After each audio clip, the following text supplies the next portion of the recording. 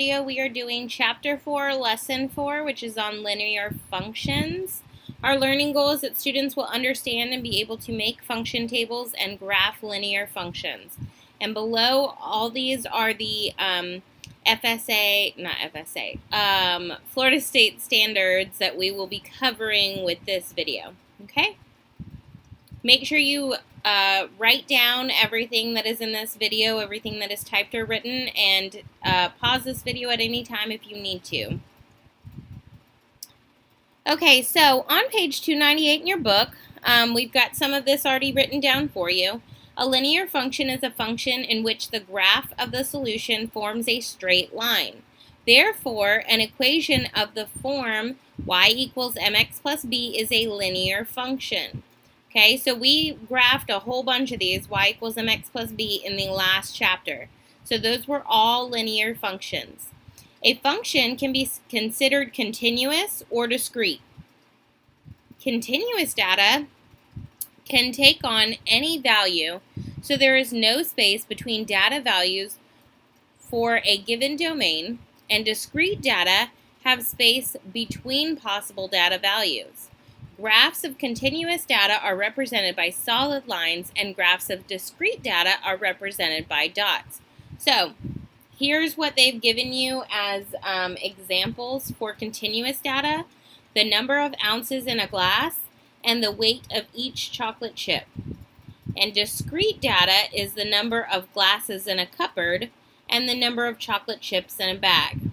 Okay, so continuous can be fractions and is a connected line on a graph, and discrete cannot be a fraction and is dots on a graph. Okay, so these are two things that we really need to know.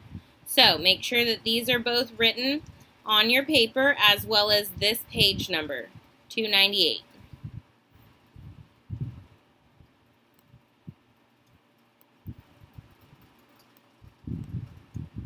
Okay, so it says evaluate each expression, if P equals 5 and Q equals 12. So we are going to replace P with 5. So 3 times 5 minus 6 over 8 minus 5. Okay, what we are simply doing is just replacing P with this number 5. And when P is next to when P is next to a number, that means we are multiplying them. So 3 times P minus 6 over 8 minus P. So now we are doing 3 times 5 minus 6 over 8 minus 5. So 3 times 5 is 15. And then 15 minus 6. 15 minus 6 gives us 9. And then down here we have 8 minus 5, and 8 minus 5 is 3. 9 divided by 3 gives us 3, so our answer here is 3.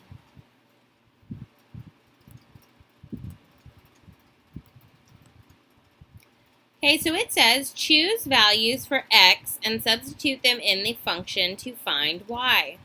So I'm going to pick 4 numbers, and I've told you guys this before. I would always pick -1, 0, 1, and 2.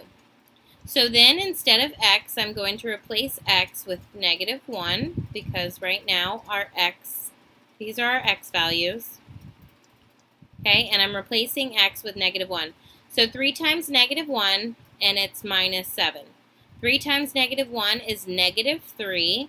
And -3 minus 7 is -10.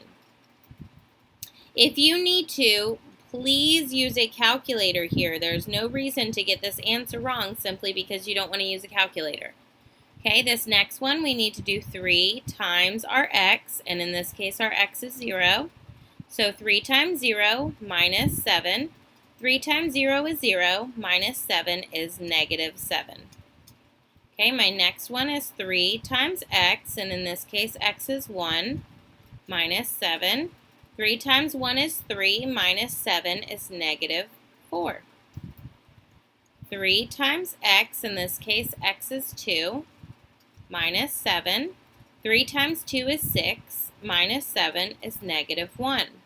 Okay, then we need to graph these ordered pairs, okay, x and y. This says we are graphing this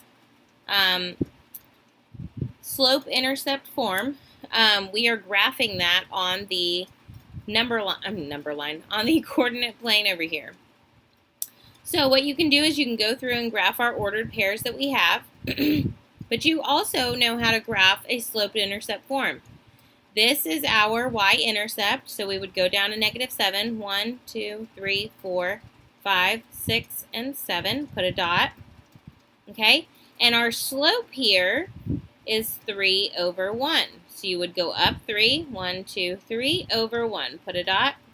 Up 1, 2, 3, over 1. Put a dot. Up 1, 2, 3, over 1, and put a dot. Okay? So let's make sure that these are graphed though. So over to negative 1, down to negative 10. So we can go over to negative 1, down to negative 10. 1, 2, 3, 4, 5, 6, 7, 8, 9, and 10. Okay, this one is 0, negative 7. So we go over 0, down to negative 7. This is positive 1, negative 4. So we go over to positive 1, down to negative 4. We've graphed that here. And over to 2, down to negative 1. So we go over 2, down to negative 1. Okay, so now we have two different ways that we can graph this slope-intercept form. We can put it into a table, and we can make up some x values, and put those x values in for x, and that will give us y. Or we can graph it as slope-intercept form. We can graph the y-intercept first, and then we can graph the slope from there.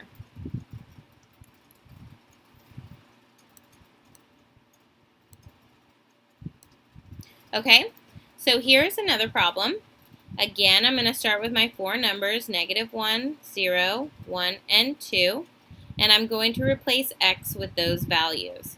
So 2 times negative 1 plus 3, 2 times 0 plus 3, 2 times 1 plus 3, and 2 times 2 plus 3. Now, these are our x values. Another term for that is our domain, and another term for that is our independent variables. Okay? So, when we solve for y, 2 times negative 1 gives us negative 2, and negative 2 plus 3 gives us positive 1. 2 times 0 gives us 0, plus 3 gives us 3. 2 times 1 gives us 2, plus 3 gives us 5. 2 times 2 gives us 4, plus 3 gives us 7. Okay? Our y is also known as our range and our dependent variables. Okay, so we can graph this slope-intercept form in two ways. We can graph it by seeing that this is our y-intercept going up to positive 3 on the y-axis and put a dot.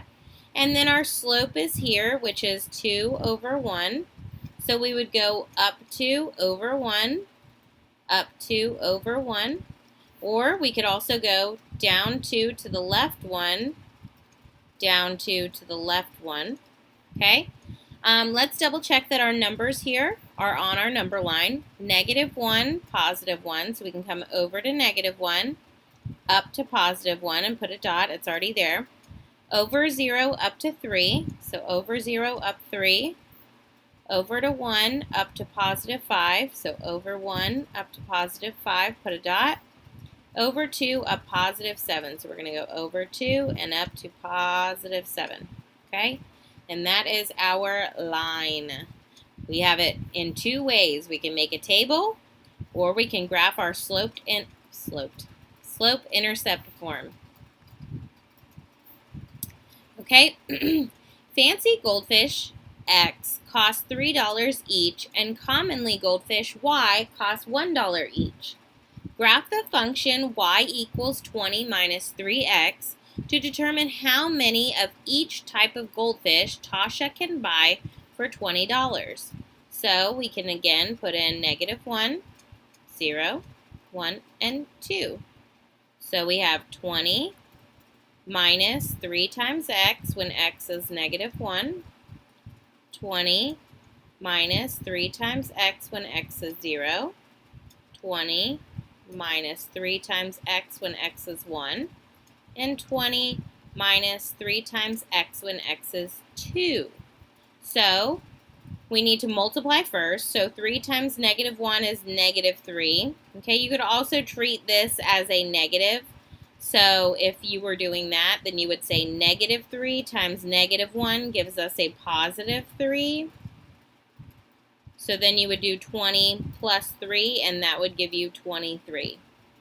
Here, -3 times 0 is 0, and 0 plus 20 gives you 20. -3 times +1 is -3, so you would have 20 minus 3, and that gives you 17. And -3 times 2 gives us -6, and 20 minus -6 gives us 14.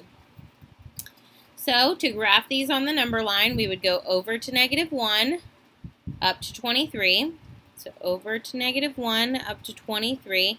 And these are counting by 4s, so 23 would probably be about here. This would probably be 24 at the top. So our next one is over 0 up to 20. Our next one is over to 1 up to 17. And then over to 2 up to 14.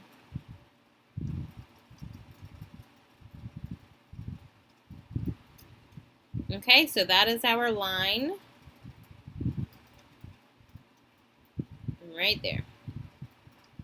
Okay, you could have also graphed, well, we'll get to that later. Okay, so that's all I have for you guys today. I hope you guys have a fantastic day, and I will see you tomorrow.